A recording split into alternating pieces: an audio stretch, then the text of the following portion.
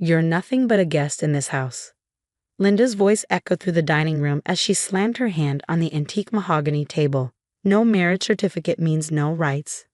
Pack your things and leave. I sat there, calmly sipping my tea while my mother-in-law's face turned an interesting shade of red. At 35, I'd spent the last 8 years tolerating her constant attempts to drive me away from her precious son, James. But today was different. Today, I had something she didn't know about. Actually, Linda, I said, placing my cup down gently, I think you might want to see what's in this envelope first. My name is Sophia, and I never planned to be in this position. 8 years ago, when James and I fell in love, he convinced me that we didn't need a formal marriage registration. It's just a piece of paper, he'd said, his green eyes twinkling with that charm that had first drawn me in. We know what we mean to each other. What I didn't know then was that his mother had orchestrated the whole thing.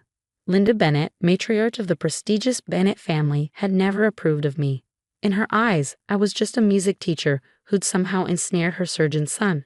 No pedigree, no family connections, no trust fund. I wasn't what she'd envisioned for her only child. The envelope sat heavy in my hands as I watched Linda's expression shift from rage to curiosity. 8 years of careful planning had led to this moment. 8 years of collecting evidence, of quiet investigation, of playing the perfect daughter-in-law while Linda schemed behind my back. What's this nonsense? Linda snapped, but her hand trembled slightly as she reached for the envelope. Another one of your pathetic attempts to claim what isn't yours. James sat silently at the end of the table, his face pale. He knew what was coming. We'd had our own conversation just last week, when I'd shown him the initial results. The DNA test that proved he wasn't Linda's biological son. I still remember the day I discovered the truth. It was during one of Linda's famous garden parties, 3 months ago. I'd gone upstairs to fetch her favorite shawl when I overheard her arguing with someone in her study. The door was slightly ajar, and through it, I saw her talking to an elderly woman I'd never seen before. You promised never to tell them, Linda had hissed. The money I paid you was supposed to ensure your silence. The woman, who I later learned was Martha Collins, a former nurse, had replied shakily, but he deserves to know the truth about the switch, about his real mother. That conversation set me on a path of investigation that uncovered a 35-year-old secret. Linda Bennett had switched babies in the hospital, choosing a healthier infant to replace her own sickly newborn. She paid off the nurse and created an elaborate lie that she'd maintained for over 3 decades. Open it, I said softly, watching as Linda's perfectly manicured fingers trembled against the sealed envelope. I think it's time we all face the truth, don't you? The dining room fell silent except for the sound of tearing paper. I could hear the grandfather clock in the hall ticking away, marking each second as Linda pulled out the DNA results. Her eyes scanned the document, growing wider with each line she read. This is impossible, she whispered, her face draining of color. You falsified these results. You must have. I pulled out my phone and played the recording of her conversation with Martha Collins. Linda's face went from pale to ashen as her own voice filled the room, confessing to her decades-old crime. I have more, I said calmly, reaching into my bag. Birth records, hospital documents, Martha Collins' sworn statement. Would you like to see those too? James finally spoke, his voice hoarse with emotion. Why, Mother? Why would you do this? Linda crumpled the papers in her hands, tears streaming down her face. My baby was dying, she choked out. The doctor said he wouldn't survive the week. But you were so perfect, so healthy. I couldn't bear to lose my only child. I did what any mother would do. Any mother. I repeated, my voice sharp. You stole someone else's child, Linda. You robbed another woman of her son. And now you have the audacity to try to chase me away because I don't have a marriage certificate. The irony of the situation wasn't lost on anyone in the room.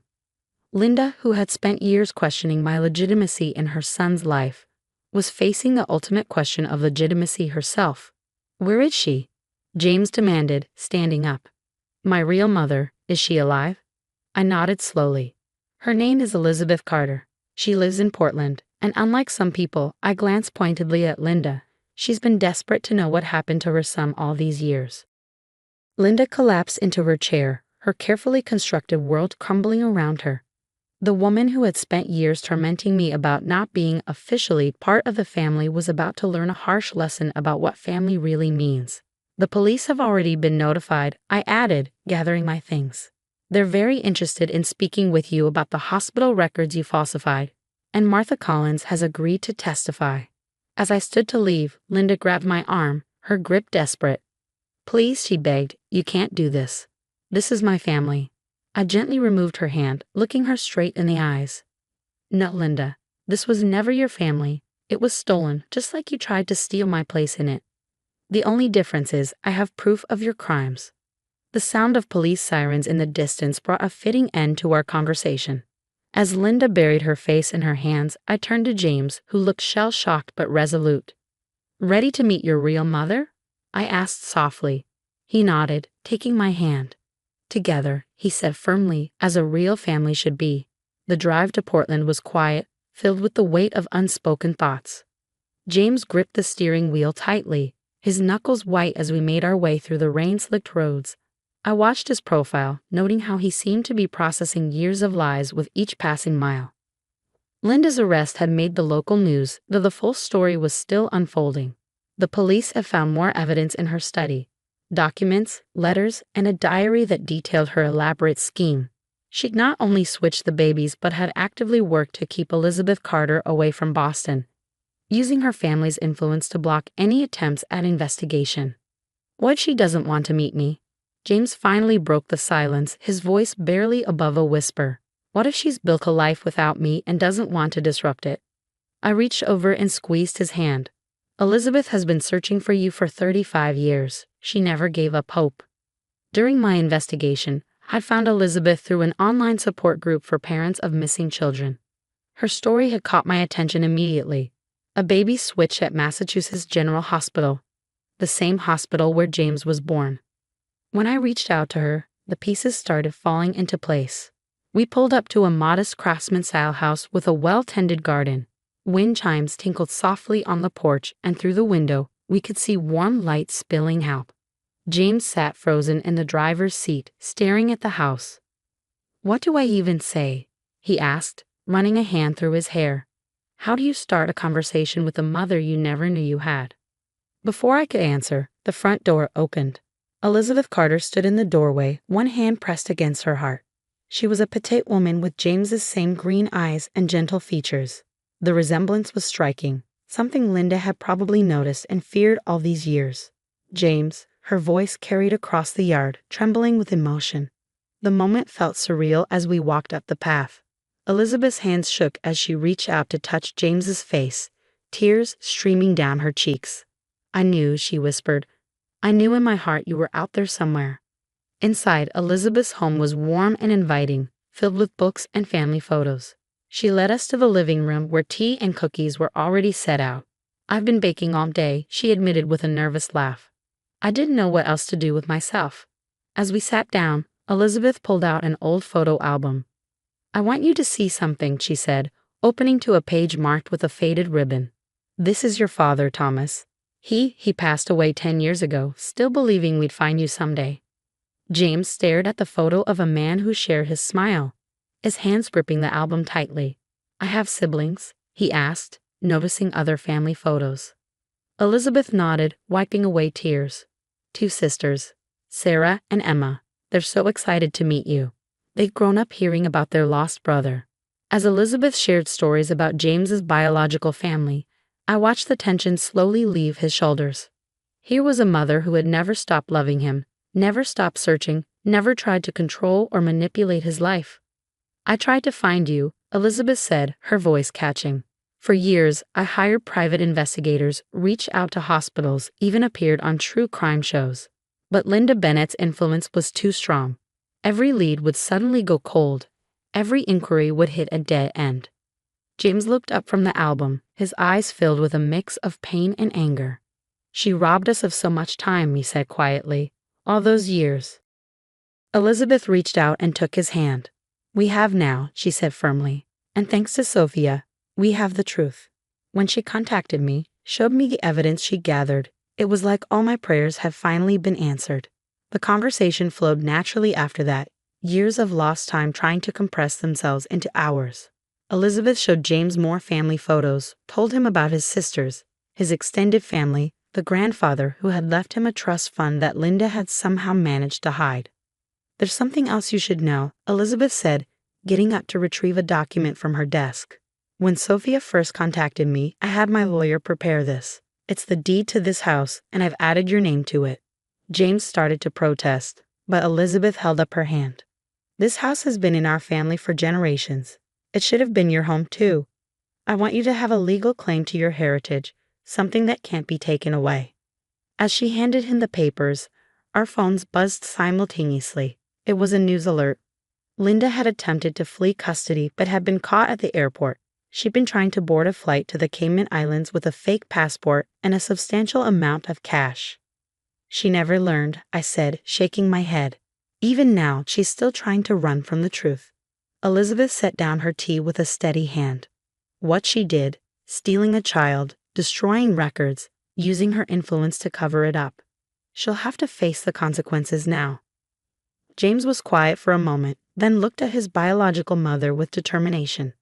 "I want to know everything," he said. "Every detail about our family, every story, every tradition. I want to make up for all the time we lost." Elizabeth's face lit up with joy.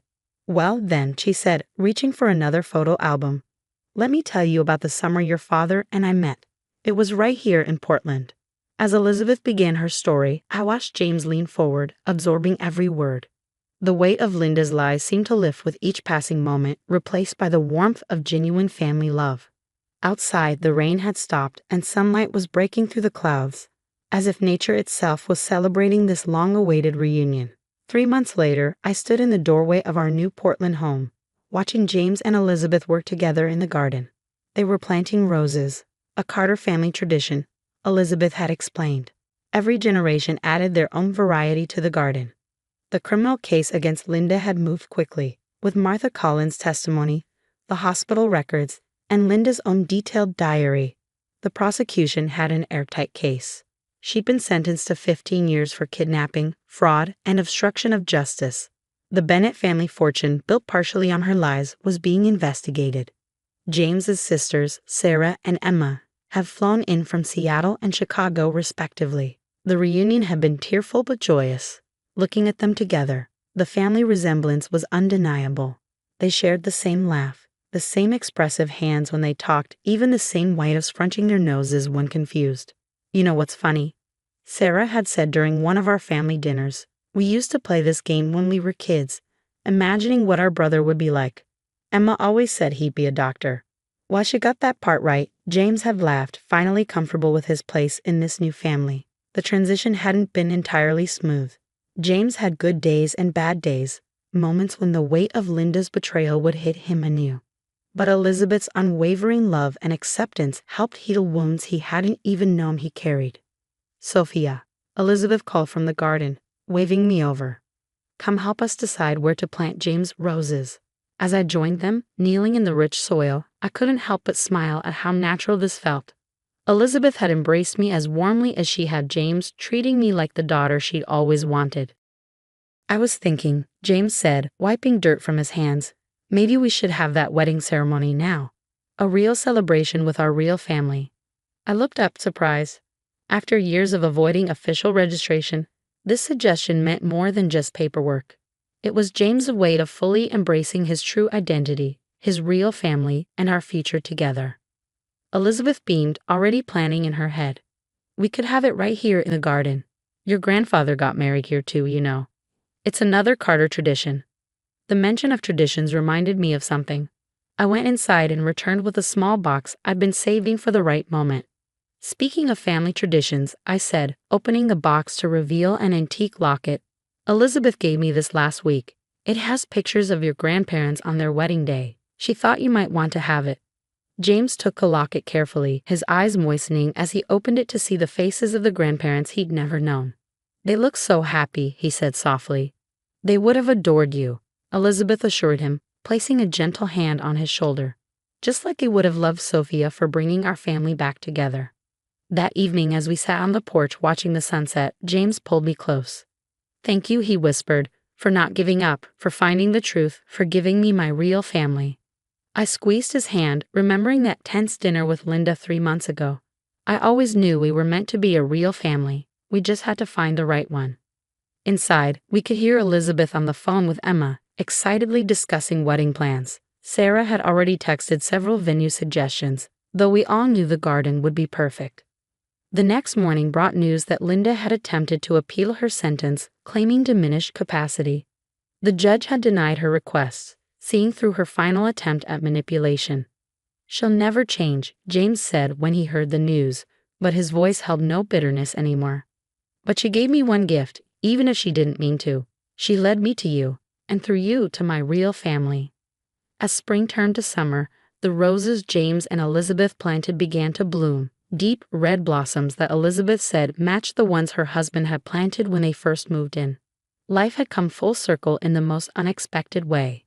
Looking back at that dinner where Linda had tried to throw me out, claiming I had no rights without a marriage certificate, I realized she had inadvertently set in motion events that would give James something far more valuable than any legal document: the truth about his identity in a family built on real love rather than lies and manipulation.